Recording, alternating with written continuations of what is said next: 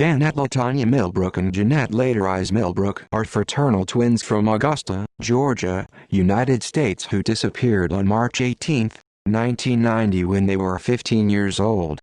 Their surname is often misspelled as Millbrooks and Jeannette's middle name is often given as Latressa due to errors on police reports. The twins were last known to have been seen by a gas station clerk at the Pump and Shop gas station on the corner of 12th Street and Martin Luther King Jr. Boulevard around 4:30 p.m. Their case was closed in 1991 and was reopened in 2013. Disappearance on March 18, 1990, Dannette and Jeannette Millbrook walked to the local church's chicken restaurant for lunch. When they returned, they informed their mother, Louise, that a man in a van had followed them for part of their walk. Nothing further is known about this man. Later in the day, the twins walked to their godfather's house for the purpose of borrowing money to take a city bus to school the following week, as the teens and their family had recently moved to a new apartment further from their school. After receiving the $20 for bus fare and a little extra for snacks, the teens went to their cousin's house and asked her to walk home with them. The cousin's mother would not allow her to accompany the twins because it would be dark soon. After visiting their cousin, they made a stop at their older sister's home and stayed for approximately 15 minutes. They also requested that their older sister walk with them, but she declined due to recently giving birth. After their disappearance, family members considered it unusual that the twins made multiple requests for company on the walk home that day. Next, they continued on to a local gas station, where they bought chips, candy, and soda. The clerk, Gloria, was familiar with the twins. She did not recall anything out of the ordinary about their behavior. She is the last person to see Dannette and Jeannette. Jeannette was last seen wearing a blue pullover shirt over a white turtleneck with a beige skirt, white stockings, and white sneakers. At the time of her disappearance, she was 5'4" and 125 pounds. Dannette was last seen wearing a white shirt with an image of Mickey Mouse, white jeans, and black shoes. At the time of her disappearance, she was 5'6" and 130 pounds. Dannette has been described as bull-legged.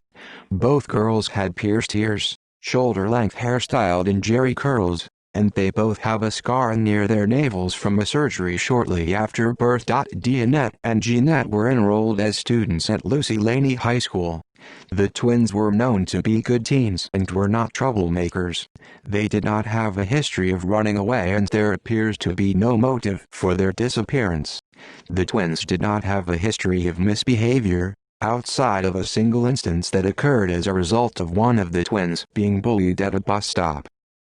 Investigation. Original investigation. After the girls were discovered missing, the family was told to wait 24 hours before making a report. Little is known about the initial investigation, as the original police file is reportedly lost. There is much debate as to why exactly the case was initially closed. The family reports that they were told the case was closed when the girls turned 17 because they had reached an age at which they could no longer be legally forced to come home if found. The original investigator claims that he was told by a juvenile case officer that the girls had been found, which led to both the case being closed and the girls' removal from the National Registry of Missing Children.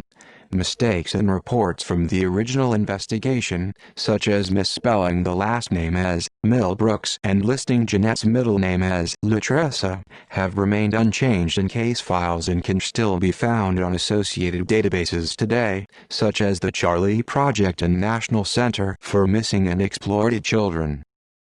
Reopened in 2013 despite the case being closed in 1991, family members continued to persistently contact the sheriff's department to inquire about the whereabouts of the twins over the years. The family was given several explanations for the closure of the case, including the explanation that the girls had been removed from the home and placed into foster care, where they were eventually adopted. Further investigation revealed this to be false. A close relative did have children in the foster care system, leading the family to believe that this was the source of the confusion. These calls ultimately led to the case being reopened in 2013. In media releases, the sheriff was quoted as saying, "We think a terrible injustice has been done for the last 20 years, which helped to fuel interest in the new investigation. The current investigating agency is the Richmond County Sheriff's Office." In 2017, the sheriff's office met with the Millbrook family to discuss the case and collect familial DNA samples. Reward and Billboard, the producers of the podcast The Fall Line, have taken an active role in the search for Dannette and Jeannette, and helped raise a $10,000 reward.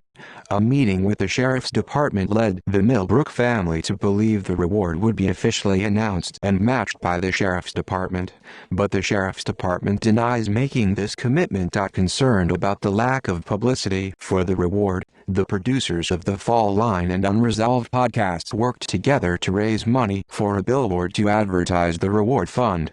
As of March 2018, a little over $2,500 was raised and plans were in motion to create the billboard. 1993 Aiken County Jane Doe skeletal remains of an unidentified black female were found in Aiken County on January 25, 1993, and were believed to be the result of a homicide occurring sometime between 1990 and 1992.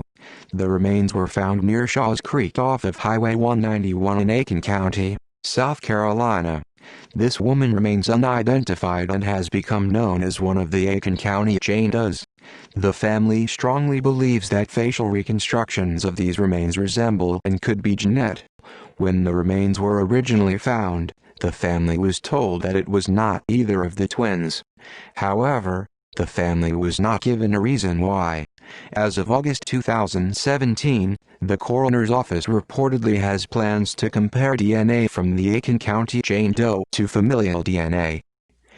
Joseph Patrick Washington connection. Joseph Patrick Washington was active in the girl's neighborhood, and some believe that he may have been involved in the girl's disappearance.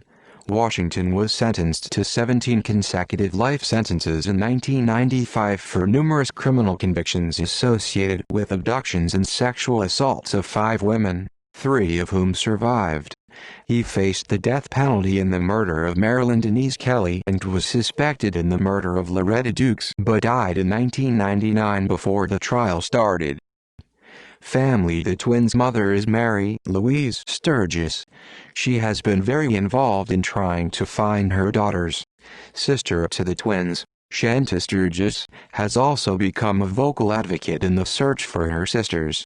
Persistent calls to the sheriff's department from Shanta prompted the case to be reopened in 2013. Shanta has been very critical of both the initial and current investigations. Dannette and Jeannette have 8 siblings. This caused some confusion after their disappearance, as their sister was often mistaken as one of the twins. In media podcasts. The first season of the Fall Line podcast explores the details surrounding the disappearance of the Millbrook twins. The case of the twins' disappearance has been discussed on several other podcasts, including My Favorite Murder, Thin Air, The Trail Went Cold, and Unresolved. Dagger briefly discussed the Fall Line podcast and the case, did not cover as a featured story. Television Oxygen Media aired a 2-hour television special on the case, which premiered on November 23, 2019. See also list of people who disappeared. References